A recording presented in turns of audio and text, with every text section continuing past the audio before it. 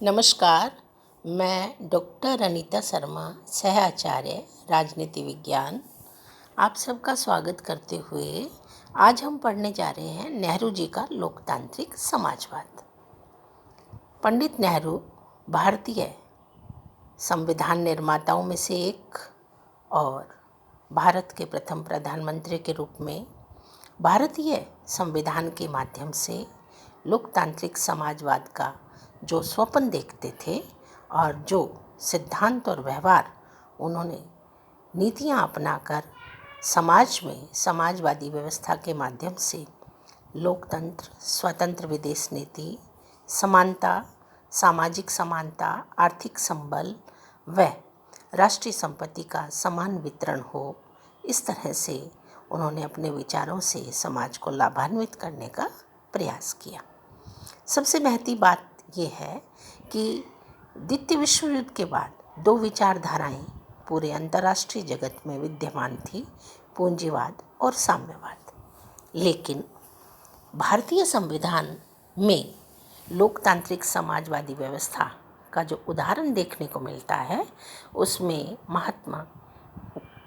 सबसे महत्वपूर्ण पहलू पंडित नेहरू के जो विचार हैं वो समाज के समानता के माध्यम से उदारवादी दृष्टिकोण को अपनाकर राज्य के संरक्षण को प्राप्त करते हुए नीति निर्देशक तत्व व मौलिक अधिकारों से भारतीय समाज को लाभान्वित करने की व्यवस्था का रहा है। राज्य का समुचित संरक्षण प्रदान कर उनका विकास किया जाए। भारत आज़ादी के बाद संविधान की सर्वोच्चता को स्वीकार करके एक स्वतंत्र विदेश नीति पर आधारित लोकतांत्रिक व्यवस्था को स्थापित करते हुए प्रत्येक व्यक्ति के महत्व को स्वीकार करके उसके समुचित विकास हेतु राज्य के माध्यम से व्यवस्था चाहता था।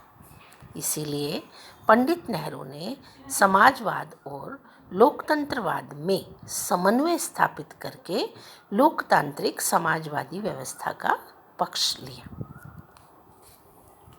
सबसे महत्वपूर्ण बात यह है कि जो समाजवादी व्यवस्था स्थापित की जानी है उसमें नैतिक नियमों की अवहेलना नहीं होनी चाहिए। व्यक्ति की स्वतंत्रता को बनाए रखते हुए उसे आर्थिक सुरक्षा प्रदान करना हमारा दायित्व रहेगा। नेहरू जी का भरोसा था कि भविष्य निश्चित रूप से लोकतांत्रिक समाजवाद का ही है।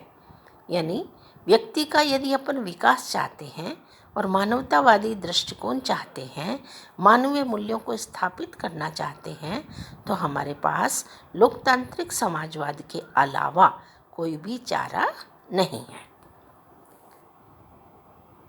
उन्होंने कहा कि हमें निम्न मांगों को अपना लेना चाहिए। हम प्रत्येक निम्न वर्ग को उच्च स्तर का सम्मान दिलाना चाहते हैं, व्यक्तियों के लिए रोजगार की व्यवस्था करवाना चाहते हैं। ऐसा प्रबंध किया जाना चाहिए कि कोई व्यक्ति अपने आर्थिक साधनों के बल पर समाज के किन्हीं अन्य व्यक्तियों के जीवन पर अधिकार स्थापित ना कर ले।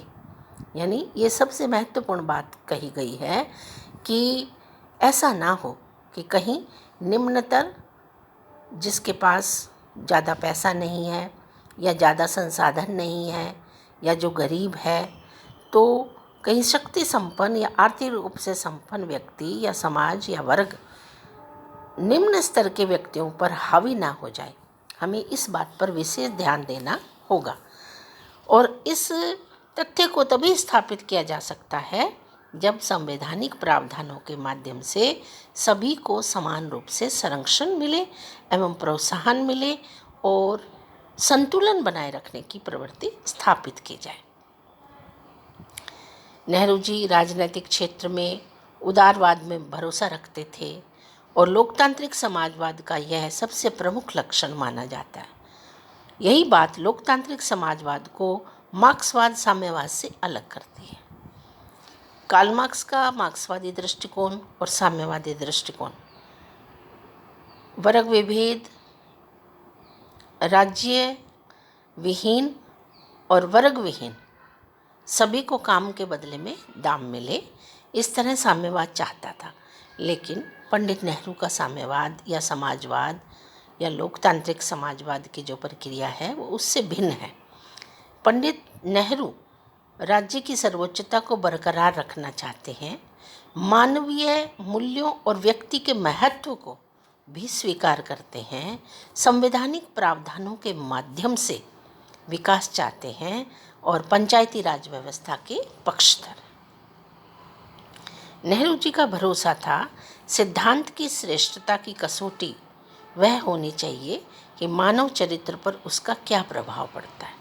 यानी जिन सिद्धांतों को, जिन कार्यक्रमों को हम लागू करना चाहते हैं, जिन योजनाओं के माध्यम से हम समाज को लाभान्वित करना चाहते हैं, या जो कार्यक्रम हम सुनिश्चित करना चाहते हैं, उससे मानव चरित्र पर क्या प्रभाव पड़ेगा, इस बात को समझना, देखना और इसे व्यवहार रूप में लागू करना बहुत ज़रूरी है कि मानवीय समाज को संतुलित, समन्वित, नियंत्रित, निर्देशित किया जा सके। इसी तरह लोकतांत्रिक समाजवाद के तत्वों को अपना लिया गया, जिसमें विशेष रूप से भारतीय संविधान की प्रस्तावना, नीति निर्देशक तत्व एवं मौलिक अधिकारों को लिया गया। प्रस्तावना, हम भारत के लोग प्रभुत्व संपन्न, लोकतांत्रिक, पंथ निरपेक्ष, समाजवादी गणराज्य की स्थापना करने जा रहे हैं। यानी भारतीय संविधान निर्माता चाहते थे कि भारत में लोकतंत्र की स्थापना हो, संप्रभुता पर आधारित हो, स्वतंत्रता पर आधारित हो, समानता पर आधारित हो, नागरिकों को मौलिक अधिकार दिए जाएं, उन्हें संविधान या कानून का समान संरक्षण प्राप्त हो, सभी को रोटी कपड़ा मकान मिल जाए और राष्ट्र का प्रमुख वंशानुगत न होकर प्रजातांत्रिक तरीके से अप्रत्यक्ष रूप से निर्वाचित किया जाना चाहिए। तो इन सब पहलुओं से हमें देखने को मिलता है कि भारत में आज़ादी के बाद लोकतांत्रिक समाजवादी दृष्टिकोण को क्यों अपनाया गया। व्यवस्था के सामान्य सिद्धांत के उद्देश्य ही हैं। इन्हीं तत्वों के आधार पर सरकार और कांग्रेस दल लोकतांत्रिक समाजवाद की दिशा में आगे बढ़ने लगे और उनके द्वारा पंचवर्षीय योजनाओं का लक्ष्य निर्धारित किया गया। 1954 में केंद्रीय संसद ने एक प्रस्ताव के द्वारा भारत में समाजवादी व्यवस्था की स्थापना योजनाओं का लक्ष्य घोषित किया और एक लोक कल्याणकारी राज्य के निर्माण का संकल्प लिया गया। लोक कल्याणकारी राज्य का तात्पर्य है अधिकाधिक मात्रा में जनता का कल्याण हो और राज्य जन्म से लेकर मृत्यु तक व्यक्ति का साथ देता है। यही लोक कल्याण है। साधनों पर समाज का स्वामित्व हो और नियंत्रण रहे, उत्पादन में वृद्धि हो, राष्ट्रीय संपत्ति का समुचित वितरण संभव हो सके। प्रस्ताव में जिन बातों पर बल दिया गया उनमें मुख्य है प्रमुख उद्योग उत्पादन के साधनों पर समाज का नियंत्रण, भूमि सुधार, उद्योगों में श्रमिकों का हिस्सा हो, सहकारिता को प्रोत्साहन दिया जाए और सामाजिक न्याय स्थापित किया जाए। यानी सभी को रोटी कपड़ा और मकान आवश्यक रूप से मिल जाना चाहिए, भेदभावपूर्ण नीतियाँ नहीं होनी चाहिए, असमानता नहीं होनी चाहिए, आर्थिक रूप से सबलता जरूरी है, समाज में समानता जरूरी है, स्वतंत्रता के आधार पर मौलिक अधिकार उपलब्ध करवाए जाएं और संविधान की सर्वोच्चता बरकरार रहे। न्यायोचित साधनों द्वारा एक समाजवादी सहकारी राज्य का निर्माण का प्रस्ताव पास किया गया और 1964 के भुवनेश्वर अधिवेशन में लोकतांत्रिक समाजवाद की स्थापना के संकल्प को दोहराया गया। यानी पंडित नेहरू की नीतियों पर आधारित लोकतांत्रिक समाजवाद की प्रस्तावना या स्थापना या उद्देश्य या संकल्प धीरे धीरे आगे बढ़ने लगा।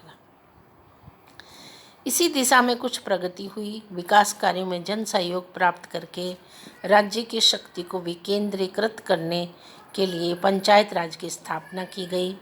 सामाजिक संरक्षण, श्रम के क्षेत्र में भी सरकार द्वारा अनेक कानूनों का निर्माण कर श्रमिक कल्याण की दिशा में कदम उठाए गए। इस तरह हम ये बताना चाह रहे थे कि भारत में लोकतांत्रिक व्यवस्था को सत्ता के विकेंद्रीयकरण के आधार पर भी स्थापित किया गया।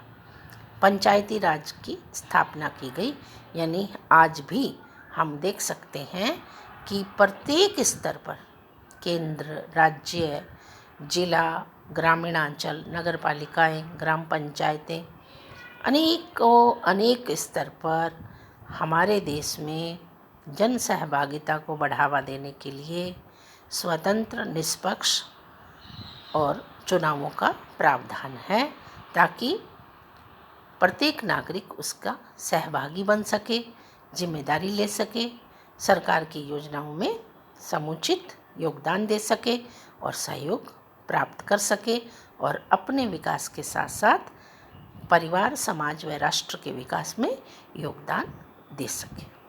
आज का टॉपिक यहाँ समाप्त होता है। फिर मिलते हैं। नमस्कार।